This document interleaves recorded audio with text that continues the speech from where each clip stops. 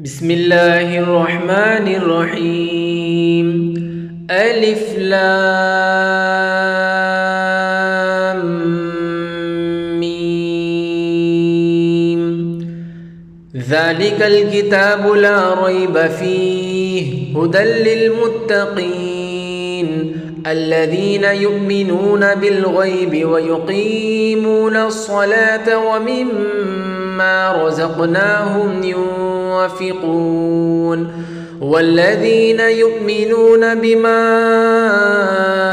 أنزل إليك وما أنزل من قبلك وبالآخرة هم يوقنون أولئك على هدى من ربهم وأولئك هم المفلحون.